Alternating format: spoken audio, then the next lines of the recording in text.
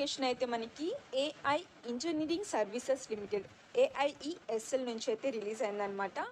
So ఇదేంటంటే మనకి air క్రాఫ్ట్కి సంబంధించింది జాబ్స్ అనమాట. సో ఇదైతే మనకి గవర్నమెంట్ ఆఫ్ ఇండియా కింద ఉన్నటువంటి సంస్థ.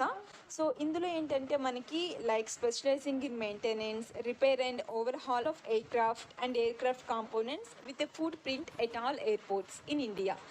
సో ఈ విధంగా అయితే ఉంటుంది. సో దీని ద్వారా మనకైతే air craft technicians B1 and B2 అని చెప్పిన ఈ జాబ్స్ని అయితే రిక్రూట్మెంట్ చేసుకుంటున్నారు. సో అది కూడా హైదరాబాద్, చెన్నై అండ్ అలాగే బెంగళూరు యొక్క లొకేషన్స్లో. సో ఇవైతే మనకి వాకింగ్ ఇంటర్వ్యూ ద్వారా అయితే సెలెక్షన్స్ జరుగుతున్నాయి అన్నమాట. సో మనమైతే చక్కగా ఇంటర్వ్యూస్ ఎక్కడ ఉంటాయో అక్కడికి వెళ్ళి అటెండ్ అవ్వాల్సి ఉంటుంది. అండ్ అలాగే ఇవన్నీ కూడా మనకి పర్మనెంట్ అయితే కాదు, కాంట్రాక్ట్ బేసిస్ కింద ఉంటాయి అన్నమాట ఈ జాబ్స్ అన్నీ కూడా. సో ఇప్పుడు మనం పోస్ట్ డీటెయిల్స్ అయితే చెక్ చేసుకుందాం. సో ఫస్ట్ ఆఫ్ ఆల్ మనకి ఎయిర్క్రాఫ్ట్ టెక్నీషియన్ B1. సో ఇదేంటంటే మనకి మెయింటెనెన్స్ కానీ, ఓవర్హాల్ కానీ, ఇంజన్ అండ్ అలాగే ఎయిర్ ఫ్రేమ్కి సంబంధించిన టెక్నీషియన్ జాబ్స్ అనమాట. సో 25 వేకెన్సీస్ అయితే ఉన్నవి. అండ్ వాకింగ్ వచ్చేసరికి మనకి చెన్నై, బెంగళూరు, హైదరాబాద్లో అయితే కండక్ట్ చేస్తున్నారు. అండ్ సెకండ్ వన్ వచ్చేసరికి air craft technician B2. So ఇదేంటంటే మనకి అవినోసిక్స్. ఇందులో టోటల్ 15 వేకెన్సీస్ అయితే ఉన్నవి. సో మనకి వాకింగ్స్ వచ్చేసరికి చెన్నైలో అయితే 25th ఏప్రిల్ని అయితే కండక్ట్ చేస్తున్నారు, బెంగళూరులో అయితే 29th ఏప్రిల్ని అయితే ఉంటుంది, హైదరాబాద్లో 2nd మేని అయితే కండక్ట్ చేస్తున్నారనమాట. అండ్ రిపీటింగ్ టైమ్స్ వచ్చేసరికి 9 hours to 12 hours అయితే ఉంటుంది. ఈ టైమింగ్స్లో మనకి ఇంటర్వ్యూ అనేది కండక్ట్ చేస్తున్నారు.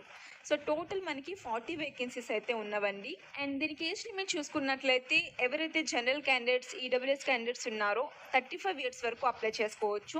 OBC candidates 38 years, SC ST క్యాండిడేట్స్కి 40 years వరకు అయితే అప్లై చేసుకోవాల్సి ఉంటుంది. సో ఇవైతే మనం కాంట్రాక్ట్ బేసిస్ కింద ఉంటాయని చెప్పుకున్నాం కదా. సో టోటల్ పీరియడ్ వచ్చేసరికి 5 years వరకు అయితే ఉంటుంది. సో ఇంకా కంపెనీ యొక్క రిక్వైర్మెంట్ని బట్టి లేదంటే మన యొక్క పర్ఫార్మెన్స్ని బట్టి వీళ్ళు ఫర్దర్గా ఇంకో 5 years కూడా ఎక్స్టెండ్ చేయడం జరుగుతుంది. సో అంటే మనం 58 years వరకు వర్క్ చేసుకోవచ్చు అనమాట. అండ్ శాలరీ చూసుకున్నట్లయితే 27,000 నుంచి అయితే మనకి స్టార్టింగ్ పే శాలరీ ఉంటుంది. సో దాంతోపాటు ఇంకా వీళ్ళు చాలా రకాల ఇంక్రిమెంట్స్ కానీ అలవెన్సెస్ కూడా ప్రొవైడ్ చేస్తారు. సో సెలక్షన్ ప్రాసెస్ ఏ విధంగా ఉంటుందంటే ఎవరైతే అప్లై చేసుకున్న క్యాండిడేట్స్ ఉంటారో ఫస్ట్ ఆఫ్ ఆల్ వాళ్ళకి స్క్రీనింగ్ టెస్ట్ అయితే కండక్ట్ చేస్తారు. దాని తర్వాత టెక్నికల్ అసెస్మెంట్ అండ్ అలాగే ఇంటర్వ్యూ అని 2 stages ఉంటుంది. సో ఎవరైతే ఫస్ట్ స్టేజ్లో క్వాలిఫై అవుతారో లైక్ బెంగళూరు కానీ, చెన్నై కానీ, హైదరాబాద్ ఫర్ ఎయిర్ క్రాఫ్ట్ టెక్నీషియన్గా ఎవరైతే సెలెక్ట్ అవుతారో ఫస్ట్ స్టేజ్ కంప్లీట్ చేసి వాళ్ళకైతే ఇంకా సెకండ్ స్టేజ్ ఎట్ హైదరాబాద్లో అయితే వాళ్ళు రిక్వైర్ చేసుకుంటున్నారు. సో పోస్ట్కి సంబంధించి క్వాలిఫికేషన్ డీటెయిల్స్ చెక్ చేసుకున్నట్లయితే మీరు ఎవరైతే AME aircraft management engineering complete చేస్తుంటారో డిప్లొమాలో in mechanical stream from training institutions approved by the DGCA with 60% of మార్క్స్తో క్వాలిఫై అయ్యి ఉంటే మీరు అప్లై చేసుకోవచ్చు అనమాట. సో మీరు ఎవరైతే డిప్లొమా కంప్లీట్ చేస్తుంటారో ఇంజనీరింగ్ విభాగంలో ఇన్ మెకానికల్ కానీ, ఏరోనాటికల్ ఇంజనీరింగ్ కానీ ఈక్వివాలెంట్లో కంప్లీట్ చేస్తుంటే అప్లై చేసుకోవచ్చు అనమాట. దీనికి మీరు 1 year of minimum aviation experience అయితే అడుగుతున్నారనమాట. సో ఉంటే మీరు అప్లై చేసుకోండి. So air craft technician B2 కూడా మనకి సేమ్ ఉంటుంది. సో కాకపోతే మనకి ఏవినాటిక్స్ స్ట్రీమ్లో అయితే కంప్లీట్ చేయాల్సి ఉంటుంది మన యొక్క డిప్లొమా వచ్చేసరికి. సో దీనికి కూడా మీకు 1 year ఆఫ్ ఏవియేషన్ ఎక్స్పీరియన్స్ ఉండాలన్నమాట. సో మీరు ఒక పోస్ట్ కంటే ఇంకా ఎక్కువ పోస్టులకు అప్లై చేసుకోవాలంటే సో మీరు సపరేట్గా ఇంకో అప్లికేషన్ ఫామ్ని అయితే ఫిల్ చేసుకోవాల్సి ఉంటుంది.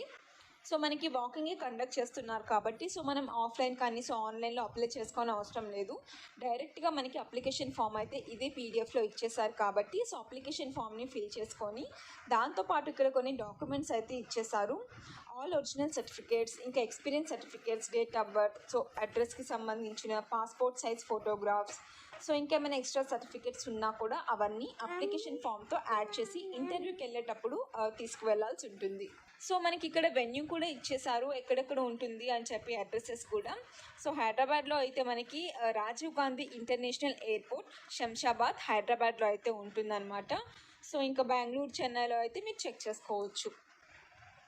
సో ఇదే నోటిఫికేషన్లో కింద అప్లికేషన్ ఫామ్ ఇచ్చేసారు.